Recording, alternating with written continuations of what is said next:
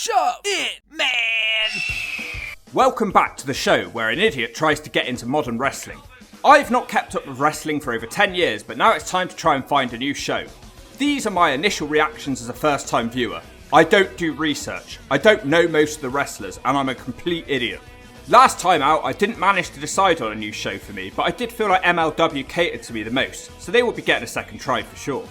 Now, my social media has been going nuts since the last video from AEW fans. On the last episode, I gave their show a 5 out of 10, and that really upset some people. I don't know what you want me to say. I watched your show for the first time, and I watched one episode just like all the other wrestling shows I did. I don't understand how what I did was unfair. But along with the abuse, I've had a lot of people telling me that the show I watched was just a really bad one for them, and I should give them another try. I'm not sure I really want to. I make these videos for fun, and it's not fun getting death threats because I didn't think AEW was the greatest thing since sliced bread. You guys get one more chance. You're lucky the Hawk's in a good mood. You guys are crazy. Also returning this week is Impact, because I felt that the ROH Invasion storyline they're doing had potential. We've also got some new shows debuting today, because I need to spread my wings. One thing that will not be returning this week is Raw. Spelling bees and wrestlers dressed and acting like children. I'll pass, that was one of the softest wrestling shows I've ever seen. For fans of my channel who don't want to see modern wrestling, I get it. But this is just a personal mission I had this year. The main focus of the channel will always be older stuff. This is just something I want to do right now. Anyway, let's get started. This week we're going to start with the MLW show who impressed me the most last week with a 6.5 out of 10. Fans of Lucha Underground will enjoy this one. Hoping to see Hammerstone the champion or Jacob Fatu have a match this time, as they're meant to be the top stars. The reason I enjoyed their show is because it was different. They were trying to do something and focus on storylines and have a different presentation. Plus I just fucking love Mexico. So just like last week, I'll let you know a few show details. The best place to catch MLW is on their YouTube page. The show is 50 minutes long, so not too much commitment. If you enjoy this, drop a comment on their YouTube channel saying that the Hawk sent you. That's how you can support them, as comments cause video views to increase. Trust me, it helps. We start out this week with a peculiar looking man called Arez. He's carrying a briefcase full of money and he seems to be a champion of something. His opponent is Extreme Tiger. He has funny entrance music. This show seems to be taking place in an alleyway. The two luchadors trade pinfall straight away. The Tiger looks like he wants to cry. Probably, I can't tell, he has a mask on. Tiger proves he's not a crybaby and he gets the better of Arez. The commentators keep referring to this as the temple. Are they aware they're fighting in an alleyway? Extreme Tiger hits a flying head scissors, but he can't hit a dive as Arez is back in the ring quickly with a nice variation of a turtle whirl. He also lands a nice suplex. Tiger turns it back around with a code red for a 2. The Extreme one then rolls it into a submission, but Arez gets the rope break. Tiger plants Arez on the top rope and sends him out the ring. He has a big flip dive to the outside where it seems to be nothing but concrete. Arez has a chance to dive, but instead he just rolls through the ropes into Tiger. Not seen that one before. Back in the ring now, Tiger hits a single leg dropkick for a 2. Arez is annoyed by that and he hits a cool moonsault. Tiger counters a dragon screw which doesn't look great, and then he hits the pile driver. That's just a 2. Extreme Tiger's in trouble now as he's crushed with a double stomp and a Northern Light suplex. That's a 3 for Arez. Now we get a pre-tape segment with 5150 who impressed me the most out of everyone last week. They're sitting on the floor in a corridor playing games. Dario Cueto, the manager of MLW, gives them props as a tag team. He asked them to face the Von Erichs. Boogie Woogie continues to go on to make fun of the Von Erichs. It's hilarious. These guys feel like cool normal people you'd want to hang out with. A couple of friends just having fun. Keep it up. Another match now is RMS challenging for the Mega Championship. Not much thought went into that title name, did it? The champion is Vikingo, who of course is a Viking from Sweden. Must be hot in that woolly coat in Mexico. God, how am I supposed to manage all these names? RMS runs straight at him with a dropkick. Both guys do some pointless cartwheels. It ends with both men balancing on the top rope and RMS hits a Frankensteiner with Vikingo sort of landing on his feet. RMS is impressing me so far. This is one of the most fast-paced matches I've ever seen. Vikingo hits one of the nicest head scissors I've ever seen now. Then, oh wow, we get parkour. He jumps off the top rope onto a nearby pole and then dives down on his opponent. Vikingo gets back in the ring, but he can't hit the shooting star because RMS gets his knees up. RMS smoothly transitions out the ring and picks Vikingo up in a powerbomb and shoves him into a pole. He also dives on top of Vikingo. Once again they get back to the ring. It looks like RMS is looking for a spinning rack pancake, but Vikingo counters it into a pin. I've literally had to reload this video 20 times so far, they're going so fast. RMS thinks he scored another counter, but he gets a drop kick in the face. Not sure what Vikingo goes for next. It seems like a lot of effort for a facebuster. Probably don't bother with that move in the future, pal. Suddenly Artemis goes nuts, hitting move after move after move, ending with a reverse suplex. They're exhausted now, and rightfully so. The match changes now into a chop battle, but it quickly turns to a kick battle, lightning fast ones. Artemis hits 2 crucifix drivers. I'm skipping stuff because it's honestly too fast for me to process. This is one of the nicest lucha matches I've ever seen. It's then ruined as a briefcase of money is given to the referee and a blue man interferes in the match. I have no idea what to call it, but Vikingo wins the match with some sort of crazy dive. Find and watch this match. I'll be watching a lot of matches today, but I doubt anything's going to top this one in my entire video, and we're only 2 matches in. It's like a 4-star match. It could probably be a 5-star match with a bigger audience and presentation. Now we meet a guy in a pre-take segment. He talks about his family and says he's a baller. He also says he was in the WWE Performance Center and it made him the man he is today. He is the judge PJ Blucher and he will take over MLW. Sounds like Hammerstone is wrestling tonight in the main event, but no mention of Fatu. I'm just going to use this time to let you guys know a comment I keep getting. People are saying that MLW use shady contracts that screw their wrestlers and underpay them. For this reason, we shouldn't be supporting them. Look, if a wrestler's stupid enough to sign a contract, that's their own fault. Don't you dare give me that they were young and stupid and all that. I couldn't care less about what's going on behind the scenes. I barely know this company. All I care about is that they're putting on a good TV show. If I want to bitch and moan, I'll go join a forum or something. Up next is a paid mock sponsorship advert. It's Crybaby Calvin again from last week. The commentators are forced to read out a script that says, "Don't be a hoe," like Crybaby Calvin. Really like the sense of humour from the writers. Another pre-taped segment now, it's Mads Kruger from last week. He's straight out of a horror film. He says he's coming for Jacob Fatu. Unfortunately, he's not coming on this show though. Now the commentators are talking about some sort of trophy that was stolen from Davey Richards. Couldn't care less about that one. The guy who makes the Crybaby Calvin videos here now talking about Dario Cueta. He's placed in a trios lucha match next week. The guy says he doesn't care about Lucha Libre and he thinks it's complete trash. This guy's really funny. Dario doesn't seem to think it's funny though. Well, he's made me laugh for 2 weeks in a row, so I guess he's a great character, but no idea if he can wrestle. I'm not even sure of his name. I think it was Alex King, but no idea who the other guy is. Suge Knight Jr.? You can tell this show wasn't written by goons. We then get an announcement that Jacob Fatu will be on the show next week to make an announcement.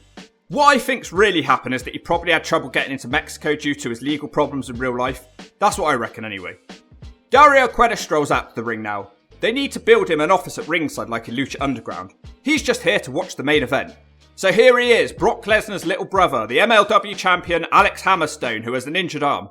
Alex, I know you're watching right now. Don't screw up, this is your big moment. The challenger for his belt tonight will be Octagon Jr., who I'm guessing is in some way related to Pentagon. He looks like a Power Ranger. Hammerstone's twice his size, but he's injured, so I like the logic here. He would normally win this match, but the injury takes his size and power out of the match. Alex is beaten all around the ring. He seems confused by his injury. Octagon stacks him on the top rope and he puts him in the tree of woe and gives him a sliding kick. Hammerstone's barely hurt and he hits a back body drop, but he does sell his arm straight away, so he's going to struggle here even if a back body drop is hurting his arm. Hammerstone keeps trying to use power, but his arm just can't take it. Some masked men then appear at the top of the alleyway. These are Dario Cueta's goons. I thought these guys were the Dark Order from AEW. Octagon starts getting the better of the match and he hits a headstand into an Arabian press for a 2. Octagon follows it up with an Acai moonsault to the outside of the ring. There are now masked guys everywhere, even on top of buildings. Later Hammerstone hits a catatonic, but it's almost game over for his arm. He also manages a big overhead suplex for a 2. Then he misses a dive in the corner and he gets a super kick. Octagon hits him with a top rope 450 for another 2. Hammerstone fights back with his good arm and hits a spinning facebuster to end the match. Dario doesn't seem happy with the result. The masked goons all start rushing the ring. 20 men have the ring surrounded. Richard Holiday, who is Hammerstone's only friend in the world, runs into the ring to help him out, and then the show goes off the air. That felt like a TNA show ending. Except the difference here is Hammerstone is a different blonde-headed wrestler running off 20 men. Okay, thoughts for the week. The show is too short. I don't like long shows, but 48 minutes isn't enough. I think an hour and a half is the optimum amount. They like having long matches, so there isn't really enough time to get all their wrestlers on the show. If 5150 had wrestled again this week, I really would have been on their bandwagon. Continuity is important. I know they had a short backstage segment, but you need your wrestlers to fight on a consistent basis so the fans can get invested in them. I don't think a single wrestler had a match that had a match on the last video I watched. If it was me, I would have switched the opening lucha match for the tag. If it was me, I would have switched the opening lucha match for a tag match, because that second lucha match was insane. It made the first one feel kind of pointless. Good to see Hammerstone. He has some nice power moves and he seems like a good choice to build around. In a way, it's really cool that MLW have exclusive contracts, as they have a really cool heavyweight division with wrestlers you won't catch on any other TV programs. It makes them feel more big time, it's the only place you can watch them. I'm also really liking the sense of humour. It feels like a show written for adults with real life relatable characters. Anyway, it means I must have enjoyed the show if I'm complaining the show was too short. Honestly, go on their YouTube page and catch that second Lucha match, that was one of the most insane ones I've ever seen. Leave them a comment and tell them the Hawk sent you. Gonna give them a solid 7 out of 10, good start this week. Let's watch Smackdown next. People told me it's a much better show than Raw. God, I hope it's not 3 hours. Who the fuck has 3 hours to waste a week? That's 2 gym sessions or a night of passion to the Hawk. I'll make your girl come to my house, but she can walk. This is the Smackdown before the Royal Rumble which just happened. I've managed to steer clear of who actually won the Rumble, so I'm going to give a prediction at the end of this video on who I thought won it, and then you can all laugh at me after because I'm a Hawk and I'm also an idiot. We're in Kansas City, Missouri tonight. Wow, the camera quality is so much better than everything else I get to watch. The show is an hour and a half, thank fuck for that. We start out with Charlotte Flair, who is the women's champion. I do know her from that Ronda Rousey video I made. She's had even more plastic surgery since I last saw her. Ladies, you're beautiful as you are, you don't need to do this to yourselves. That includes fake asses. She acts like a face, but then she cuts a heel promo. She almost had me there. There's a women's Royal Rumble happening at the pay-per-view and she says she'll win it. Out comes Shayna Baszler. She looks like if Miss Trunchbull, Ronda Rousey and a crab somehow had a baby. She says she'll snap Charlotte like a twig at the Rumble. They're interrupted again. Now it's Aaliyah. She's playing the part of a clueless airhead. She says she hasn't won many matches, but she did beat Natalya in 3.17 seconds. Natalya is out now, who seems to be on the path to being an OnlyFans star of her sister nowadays. Probably pay better than this. Shotzi is another lady who turns up. She'd be a fucking boss as a villain in a Disney film. God, the interruptions keep happening. Do you think all 30 ladies are going to come out? Sasha Banks now. It's now been 12 minutes. How tall is Charlotte Flair? It looks like a lady and her spoilt brat children that she's telling off. They all start fighting and Aaliyah kicks Nanny in the face. Might have to wait a few more days before posing for your next OnlyFans picture.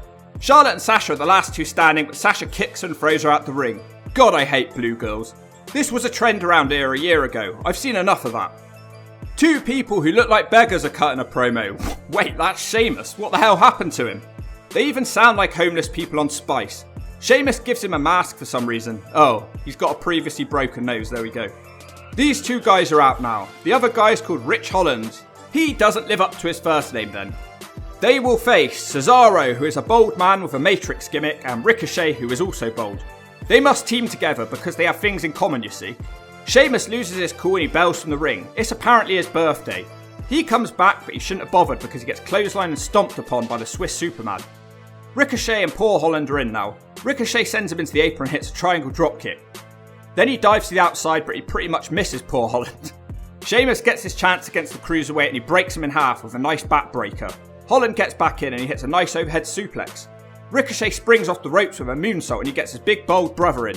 Cesaro does a really nice springboard corkscrew uppercut on the ginger Sheamus. He's going nuts and slamming Sheamus into the barricade. It looks like it's over with a Cesaro small package, but it isn't. Everyone hits finishers, but none of them finish. Holland makes the blind tag and he hits a Michinoku driver for the 3. It was fine, but who is this guy on commentary with Michael Cole? He sounds drunk. A strange man is seen walking down the corridor in a pink glitter suit. He looks really happy. He probably doesn't have to watch all these videos. I've decided the man on the commentary desk is definitely drunk. And he's Pat McAfee. Is this the same guy that made security systems for computers in the 90s? He's fallen on hard times. We get a boring promo video for the Royal Rumble reminding everyone of all the stars that no longer wrestle on the show. It's apparently a 60-person Rumble. I think it's men, women and Johnny Knoxville all in at the same time. How is he still around but The Rock and Austin aren't? Some disco lights start saying, "Feel the glow." This girl has a raver gimmick. It cuts to the back where a lady with a hawk nose is insulting a referee. She's trying to get the referee to bend the rules for the match tonight, but he says he won't do it. After 2 shows of seeing this lady in 4 segments, I finally learned that Little Miss Hawknose is called Sonya Deville. Apparently she's not a wrestler, but she's a manager. She looks like if Deonna Purrazzo was muscly. I think the raver lady is called Naomi and she was one of the Funkadactyls. She still has plenty of cake in the trunk and yellow isn't a good colour, but she still pulls it off. The manager lady seems to beat her up pretty easily. If she's not a competitor, why is she finding this so easy? The Hawkette gets a 2 on a kick. On the outside, Naomi hits a low impact bulldog on the apron, which would be a cool move if it actually looked like it had some power behind it. The coolest bit is Hawknose hitting a final cut off the ring apron. Not bad for a manager. The referee is trying to do his job, but he keeps getting screamed at. This guy looks like a prison victim. Naomi hits a cool kick from the ropes and then almost a springboard stunner. Naomi almost wins with a crossbody, shades of Wes Pisco there, but it's a 2. The commentary team are fascinated by a move that the Hawk Nose hits. They call it a rock bottom. I definitely remember someone doing this on Ring of the Hawk. Who was it? Was it Matt Morgan with the Elevator? I might be wrong. This is actually a surprisingly long match, especially for a manager. Naomi hits a jumping ass to the face that they call the rear view. Give whoever came up with that one a raise. Naomi wins with a split leg moonsault. What I will say is Naomi has some really cool and unique move ideas. Unfortunately, a lot of them don't look like they'd hurt. I enjoyed that one though, to be fair. Naomi has won me over in just one match. She has a mic now and she calls her Cruella de Vil. A Disney buy in the WWE, is that still a thing? Naomi does a na na na na goodbye chant. Hawknose has her feathers flustered though and she announces there will be a special Royal Rumble entrant. It will be her. What an anticlimax. Generic blonde interviewer in the back now with the Russos. They are the tag team champions but they're barred from the main event tonight. They don't sound how I expected them to sound. 2 people from the Indies walk up. What the hell are they? They apparently stink and they admit it. They have axes too. This gimmick is really jarring. It feels like they woke up in the wrong era. Perk Sami Zayn is here to do a talk show now. He looks like that Ghost Town guy. He has 2 guests, Jinder Mahal and Shanky. They are all friendly to each other. Sami talks about Johnny Knoxville a lot, so I guess they're enemies. It's 10 minutes of talking about Johnny Knoxville.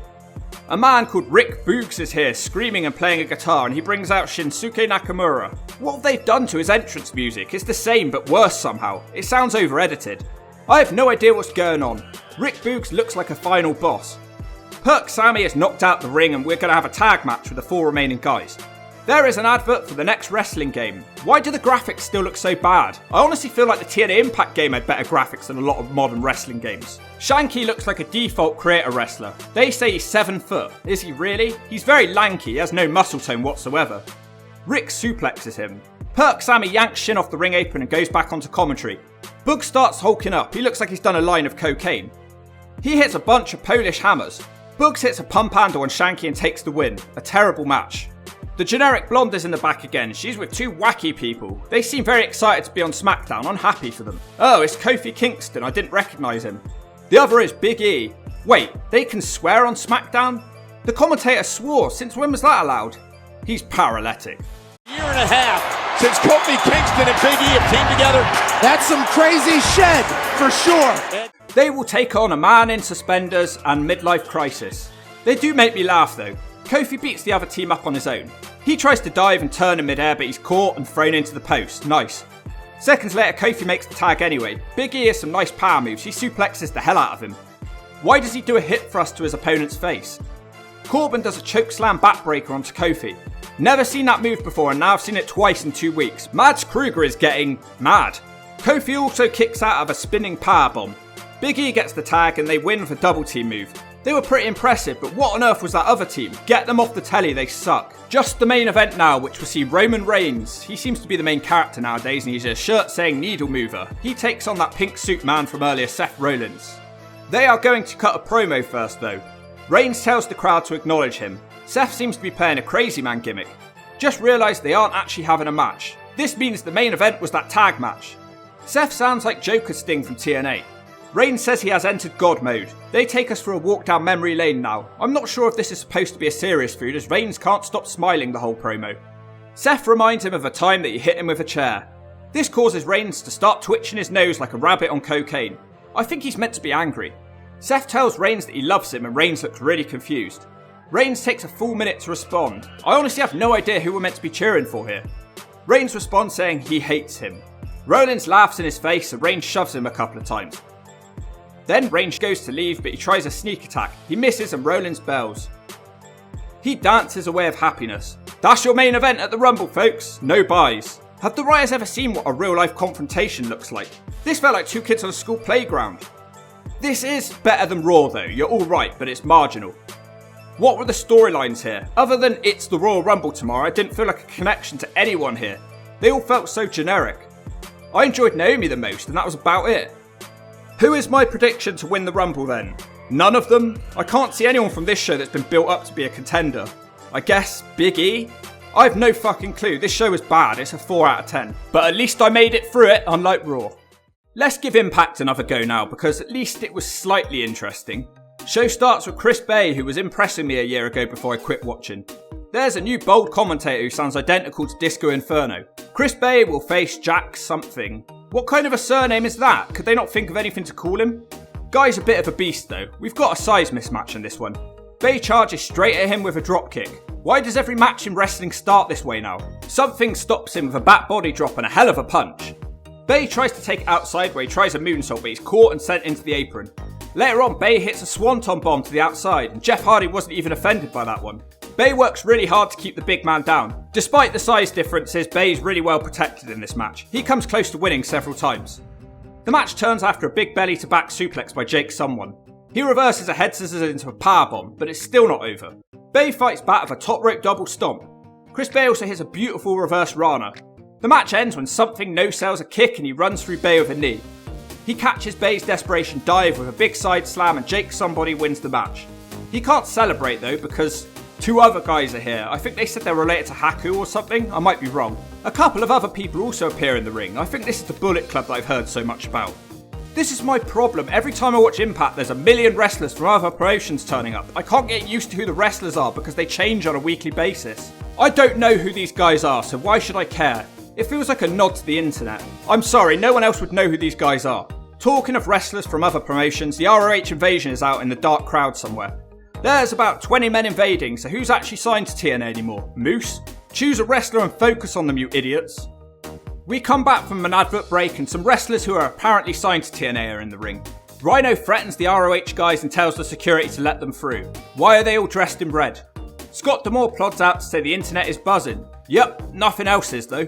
D'Amore says the wrestlers don't represent the best of Ring of Honor because they don't work for them anymore. He calls them a bunch of carnies. Yeah, there's usually some of them in TNA. Maria gets to respond on the mic. She says she doesn't want to play by the rules, but she wants an opportunity. Rhino interrupts her and says they deserve an ass kicking. D'Amore makes a match for no surrender where if Team ROH win, they can stay in TNA.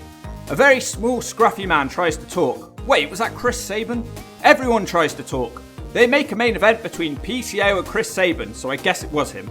In the back, Madison Rayne is with the generic blonde interviewer. She is also dressed in red. She has nothing interesting to say. More Scott D'Amore now, who has shown the ROH guys to a locker room. It's not to their taste though. An old man walks in and the ROH guys all have a go at him. I think he was the ROH owner or something, but they no longer exist. They blame him for the company closing. I still don't know who half these guys are. Mixed tag now, it's Madison Rayne. Oh, he wasn't an interviewer, he's actually a wrestler. This has piss break match written all over it. They're taking on the Knockouts tag champions, the Bush Babes. The blonde guy called Caleb seems like he wants to kiss one of his opponents, but he doesn't do it and he gets beaten up. Later, Caleb sneak attacks with a super kick. The crowd is completely dead. You can hear everything that's being said. I'm really struggling, guys. This is going on for so long. It's going off. I'm turning it off. Caleb is now taking pictures on his phone. Wait, he's rolled up. Please give me something better next TNA or I'm turning you off.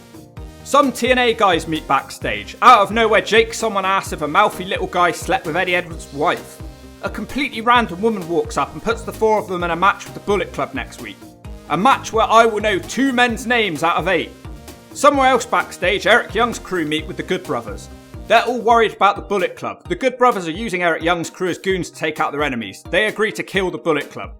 Out of nowhere, Gail Kim is here. She brings out Mickie James. Wow, 2 actual wrestling stars in a TNA ring. The other girls in the company are just shoved around the ring. They show Jordan Grace and Gianno Peraza. I've watched for 2 weeks now and they've both done nothing. Are they injured? Mickie is talking about all the knockouts and how great they are. Gianno interrupts and says, this segment is a waste of time. She says the knockouts aren't great and that she's leaving, and she does. Mickie says, don't let the door hit you where the good Lord split you. Mickie moves on to brag about going to the Royal Rumble, which is really what this segment is all about. Another woman who's really tall wastes more time talking about how great she is. I think it was Chelsea Green. Tasha Steele starts insulting Chelsea Green because she's beaten her twice and she wants to face Mickie next for her belt. She hits Mickie with the Ultimate X symbol. It gets turned around and Mickie beats them all up. Look, I get that they want to promote Mickie James' Royal Rumble appearance, but it was a waste of time. Your knockouts are great, so put them in matches. Steve Macklin is in the back complaining about how he lost his title match on the last episode I watched. He stumbles over his words. He doesn't really have a leg to stand on, pretty sure he lost clean. Todd Gresham walks up, who's the champion. I think he's shrunk. They'll fight again next week for some reason. Now we get footage of Jordan Grace beating Kiera Hogan. It got my attention the most out of everything so far. Jordan Grace cuts a promo on Matt Cardona. She accepts his belt challenge for next week. She says don't cry about your loss on LiveJournal. What the hell is LiveJournal? No, it's the learning tree. Wait, who are all these fucking jobbers? How did they find 10 guys who are bigger jobbers than Brian Myers?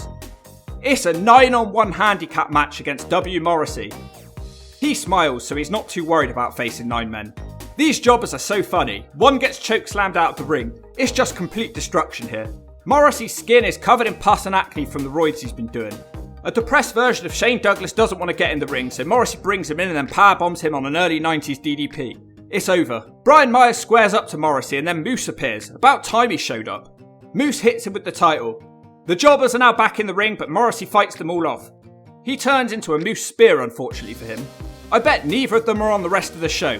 What is Impact's problem with how they feature their genuine main eventers? They treat them like an afterthought. They'd rather cater to the ROH audience, which may I remind you is a dead promotion now, whether we like it or not. An Indian man says he's bringing the brightest Indian talent to the show next week. I didn't realise Barood had been signed with TNA now. Another man walks up and says he's wasting time and they should fight next week. Why is everything always next week? Johnny Swinger. He takes on Samoan Joe. He has a skull and crossbones because he's edgy and badass. Oh great, they stop pandering to AEW now because Dan Lambert is here in the crowd and the commentary team are going nuts for him. Enough with people from outside TNA. Focus on your own guys. It's over with a top rope splash. No idea if he's any good because it went for 30 seconds. For some reason the Decay come out and protect Johnny Swinger from a beatdown. If I have to watch one more fucking advert about saving gorillas on the Impact website, I'm going to smack a brick into my computer. I just want this over and it's dragging it on for longer. I pay my subscription. Why have I had to watch 50 adverts on one show? The ROH crew are out now. Why are they even a crew? They don't seem to have anything in common except maybe their past employer. It's PCO versus Chris Sabin. Oh great, fucking Eddie Edwards is here again. What a horrible collection of main eventers. The main event of Impact is PCO versus Chris Sabin. PCO looks like one of the Quebecers. I realised this match was 15 minutes long, so I skipped it and fast forwarded it to the end.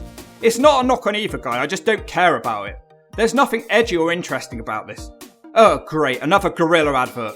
What does PCO even stand for? Wait, Pierre Car Ouellet. So it is him. Sabin takes out all of the ROH guys around ringside, but eventually the numbers are too much for him. PCO wins with a Bully Ray assbuster, shades of Chris Melendez. ROH tried to do a beatdown, but the Impact crew are here. Oh great, Eddie Edwards has a stick and he smacks everyone with it. So for the second week in a row, Impact goes off the air with Eddie Edwards chasing ROH wrestlers with a stick. Why? How can any of you argue with my points? I've clearly shown you. The show has ended twice with this man, and he sucks. Fuck this show. I wish I could pick up the Knockouts division and put it somewhere else, because that's the only thing worth watching on Impact.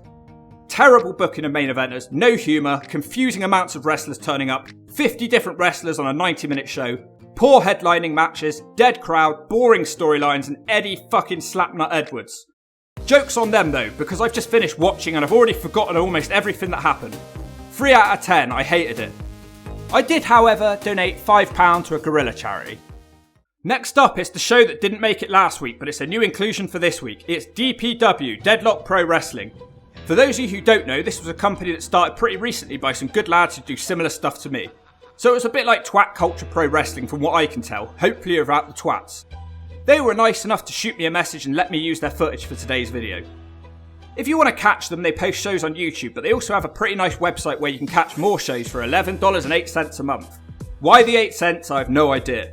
That wouldn't get you a turd in the toilet nowadays. I have no idea what this show's going to be like, but as I mentioned earlier, if you want to support them, subscribe to their YouTube, links below, and leave a comment, it helps, trust me. Starting straight out of a match. Oh, it's Andrew Everett. Hopefully he doesn't bring Trevor Lee with him. That TNA team was the drizzling shits.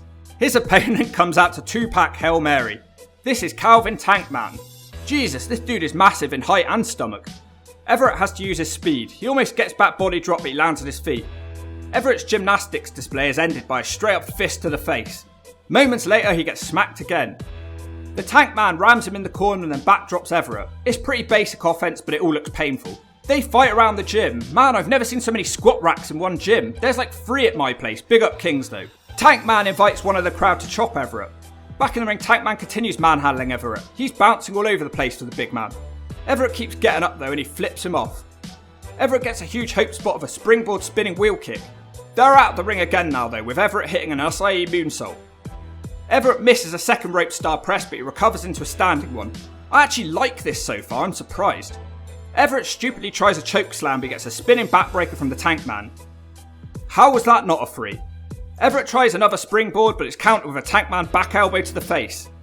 Tank Man looks to put him away but it's countered with a DDT. Everett hits a Pele and a Spikerana. These boys are busting out some big moves now. Everett wins the match with a shooting star. He's going to the finals of some tournament. I've never been a fan of Andrew Everett, but this was the most enjoyable he's been for me. They are best friends after the match. They hug, they kiss, they slap asses and it's over. Gauntlet match now. A boy called Kid Bandit is here. He has hair like a lion's mane.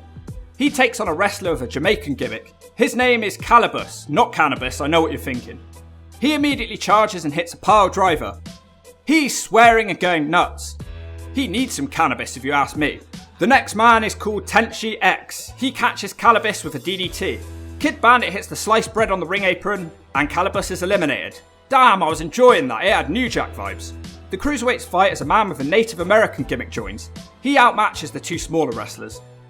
The ring fills up with wrestlers, but they all stand in shock as a man called Luther makes his way out. He looks like an old version of Slash. He makes several eliminations. Luther looks exhausted and he's only been here for 2 minutes. The other dominant force in this match is a man called Lucky Ali. Then he's eliminated by the stupid Lion Mane kick. The final two both kick each other a bunch of times. Wait, is it supposed to be a Dragon Ball Z gimmick that this guy's doing? If it was, wouldn't he be ripped? I don't know, it might be punk rock, who knows. He tries a springboard but he's smashed with a bicycle kick. Luther powerbombs him out the ring to win the gauntlet. Not sure what he wins for this though, because it won't be a shot at WrestleMania. Maybe he wins a punch to the gut. That's normally where I'd call it a day, but there's a women's match next, and something I've not really seen yet is what women's indie wrestling looks like. It's a lady called Karen, I think, but she's jumped straight away by someone called Rachel Rose. To be fair, she's good looking. She's in better shape than 95% of the men's roster. She has the mic and she cuts a heel promo. She wants the crowd to bow down and kiss her feet, so I guess it's a dominatrix gimmick. This is a lady who gets it. She looks good, she can talk really well. They keep showing this annoying kid in the front row. What, did he win a competition or something? Who is he? She makes the little kid cry. She leaves, so no idea if she was any good in the ring, but big things expected for Rachel Rose. I guarantee WWE or AEW in the next 5 years for her, and if I'm wrong I'll get a Hulk Hogan tattooed on my ass. Then I'll be Marky Don't Look at My Ass 1, 2, 3. The wrestling was good, but it's still very early days for this company. They surprised me in the ring, so check them out. There's definitely talent there. It is a bunch of mostly pretty young guys, so you won't see any Hulk Hogan physiques. Actually, Lucky Ali had a good look. I hope they can stand out and be different. I'll check back with them real soon to see how they progress. Calling it a day there because this video is getting out of control and we haven't even got to the main ball tugger yet. The real slap to the zone that makes you all moan, AEW. So you might be wondering why I've left Dynamite to last this week. Several reasons. Number 1, if you've made it this far into the video, you can see that I equally mock each promotion the same, so it's not personal. Number 2, if you've made it this far, you probably aren't easily offended and usually watch all of my shit. Number 3, hopefully get around copyright. The last video was demonetized in 2 hours by AEW. That might not mean much to you, but I don't sit here watching 10 hours of wrestling for nothing. Number 4, last week I got death threats, personal attacks, and also my audience were insulted for all having different opinions. These attacks are really turning me off to enjoying the product. I'm trying to be a new fan to AEW and I'm feeling alienated. So if you're going to be a bunch of spoilt pricks, you can wait until last. I know these comments weren't from the Shove It squad. My audience is mature and have a laugh. I don't really care if I never make 100k subscribers. I'd rather have a happy audience that I can get on with. Also, I know that some of you did have sensible conversations with me about AEW and I thank you for that. I'm not tarnishing you all with the same brush, but some of the comments I got. I nearly didn't cover AEW this week. I don't know why I deserve that much aggro. I thought all the shows were judged the same. Number 5, I'm using stills this time. Don't like it, shove it. You can't use their footage because of copyright. Just like last week, we start with Jon Moxley, who's fresh out of rehab. It's a match he's doing this time though, and he faces Wheeler Yuta with Danhausen and Orange Cassidy. Moxley seems a bit confused by Danhausen's presence at the ringside. Wheeler has Moxley's number and he tries to dive at him on the outside, but he's caught. Yuta wriggles free again and he drop kicks Moxley on the outside of the ring. Back in the ring, Yuta misses a drop kick. Moxley throws him miles into the air and he crashes to the mat. Moxley's looking very lean nowadays and he hits a nice pile driver for a 2. I thought Moxley was meant to be a good guy, but maybe they're both good. Moxley uses tactics like jabs to the eyelid and scratching, so I have no idea. Jon Moxley also hits a 1%er on the ring apron. Moxley's scared of the best friend entourage on the outside and it allows Wheeler to hit a dive on him on the outside. Quickly back in the ring, Yuta snaps off a German for a very close 2. Moxley is really having trouble with this guy. Yuta hits an angle slam and nails a splash from the top, but he just can't get the win. Moxley manages to score a lucky clothesline now and then he hits the paradigm shift for the 3. Not a convincing win for Moxley. Daniel Bryan suddenly appears in the ring and he looks really happy to see him. I had no idea how short Moxley was. These two almost look the same size. The crowd want to see them fight. Instead, Daniel Bryan proposes a new friendship. Bryan makes fun of wrestlers with cowboy gimmicks, dinosaur gimmicks and blogging gimmicks. Bryan wants them to win all the belts and train some younger wrestlers together. Moxley can't answer, so Bryan says to think about it. Brandy Rhodes is here now, getting booed as usual, but she's quickly cut off by Dan Lambert. He calls her bulldog tits. Ethan Page is also here and she tells him that the only reason they hired him is to get closer to Josh Alexander. Ooh, edgy. Those two guys are not even that good. I mean, they're fine wrestlers, but nothing special. The crowd chants, "Shut the fuck up." This is a really weird segment. It's not bad, but why am I seeing it? Oh great, more internet references now as talk about heel turns and face turns. Some blonde woman comes out to fight Brandy Rhodes, but they're pulled apart in seconds. In the back, Matt Hardy has given his team a dressing down. A shady businessman is also unhappy with the losses his team are having. A skinny blue man has a shot at a title next week, but nobody believes he can win it. They're probably right. Malachi Black and Brody King are here now. Yay, someone is going to wrestle that wrestled on part 1 of this video. There's way too many wrestlers in all the companies I've seen. They take on Pentagon and Pac, who has a blindfold. Jim Ross says the last blindfold match he saw never made him want to see one again. Was that Storm vs Harris or was it something else? Pac takes off the blindfold and actually he's fine. Couple of big dives to the outside. This match seems to exist just to make Penta look like a star. Unfortunately for him, he gets missed to the eyes and beaten by a double team finisher. Oh god, not this guy again. His eyes are shrinking by the second, his body is shrinking, his career is shrinking, but his head keeps growing. He's complaining that he doesn't get any respect, probably because he looks like an eyeless child. Nyla Rose is here to do some women's wrestling and she's managed by Vicky Guerrero. She hasn't changed much in 10 years. Her opponent is Ruby Riott. Not a fan of her, had to see her during that Ronda Rousey video. Oh, so Nyla is actually transgender. I was thinking there aren't many women who could be built this way. Nyla hits the Samoan drop. You know, I hate it when some wrestlers use the Samoan drop. It should just be safe for Samoans and fat girls. Nyla's neither. She also hits the Death Valley Driver, which also isn't enough to win the match. Ruby fights back for TKO on the ring apron, but she no-sells it and Nyla hits a spine buster on the outside. Ruby turns it around in the ring with a kick and Vicky interferes to save the match for her client. Ruby's too distracted by Vicky. She tries a kick but misses and Nyla hits her with a swanton bomb and a power bomb. That's it, not much to say. Billy Gunn and his sons are here beating up a little boy. They give him the Buff Bagwell treatment. They throw him into a pile of snow and run away screaming. What the hell was that? Tony Schiavone meets with Adam Page for an interview. This guy seems to be the main champion, but he doesn't really look like much. I've not seen him wrestle on the 2 shows, so I can't really judge him yet. He will be in a Texas Death Match next week, which is a great match stipulation. He's here to moan that he hasn't been booked in enough matches and he's bored. He calls out Lance Archer to fight. Dan Lambert is here again, this time with Jake the Snake. The Snake cuts a promo about nightmares. Archer appears and yells "shut the hell up" at Jake and makes a beeline for Adam Page. Archer choke slams him on the steel steps and he also hits his finisher for a table, so Adam Page is now dead. Archer says he's going to be the new heavyweight champion. I'd be surprised if AEW make him the champion. Chris Jericho backstage now. He's here to complain about Santana and Ortiz. It sounds like their faction has broken up. Maybe I should have watched Rampage instead. Jay Lethal is on that show fighting against one of Taz's sons. Glad Lethal found another gig. Okay, now I get to watch MJF fight for the first time in my life. I've heard all the hype and I'm expecting big things. He's going against CM Punk, so Punk's either going to treat him like a jobber or we should have a great match. Well, there's still 40 minutes left of the show, so I'm guessing this will be a good match. MJF doesn't seem as cocky as normal. The fans are going berserk for Punk in his hometown. MJF pretends he's scared, but he's just trying to use it to get an advantage. They do a funny seesaw punch spot on the ropes. It looks like this match is really going one way. They head into the crowd where Punk drops MJF on the rail, nutsack first. Not many shots to the slash zone tonight. Back in the ring, not a lot changes. Punk's still dominating. He's having a great time. Punk then turns into an idiot and takes forever trying to go high risk. MJF moves and Punk tries to recover, but he crashes into the corner pole. MJF now starts a relentless attack on Punk's arm. Later, Punk gets a huge hope spot of a crossbody. He also hits a neck break and tries to get some blood flowing in his arm. Unfortunately, he didn't learn from his previous mistake and he spends too long trying to hit a dive again. MJF gives him a big suplex from the top for a 2. The ref is temporarily distracted and MJF wraps tape around Punk's neck and puts him to sleep. The ref can't see the tape. Punk tries to return the favour and get him to go to sleep, but he's too tired and can't lift him up. Then something crazy happens. Punk passes out and MJF has won. Well, that was a real shock. Wait, he drops the tape and the ref sees it. The match is restarted. Now, normally when this happens, the match ends pretty soon after, but Punk is struggling. The match continues for another 15 minutes after this. Highlights include CM Punk hitting a reverse hurricanrana for a 2 count. MJF hitting a pump handle cradle shock.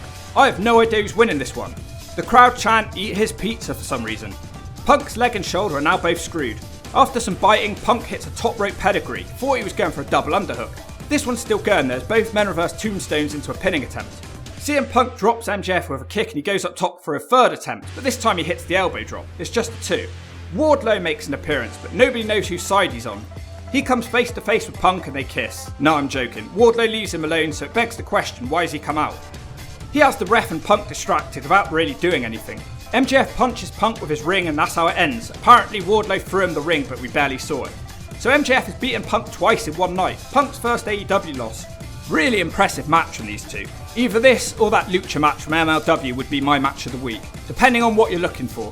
You could pretty much skip the whole AEW show and just watch this match. It makes it hard to grade the show. I'd say it's better than last week, let's give them a 6 out of 10. Cue abuse. There are still not enough interesting storylines happening, but if you want athleticism and fast-paced wrestling, this is probably the place to go. God, I'm knackered after all that, I'm losing my voice. I'm definitely still liking MLW the most. However, the show is too short, they don't feature enough wrestlers consistently. In fact, I don't think there was a single wrestler who was wrestling on both the shows I saw. Consistency is the key to building a strong brand. Other than that, you need to watch that lucha match between Vikingo and RMS. It's fucking insane and you need to watch it.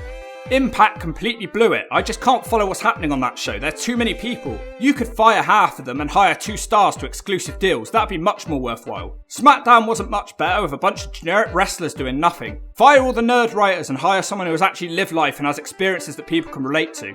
This boring generic cookie cutter storylines aren't doing it for me. AEW was one of the better shows this week, so let's keep the abuse to a minimum because I really want to like your show. I'll keep them in the playlist. That's it for the week, but don't moan about my opinions or I jab you with my beak.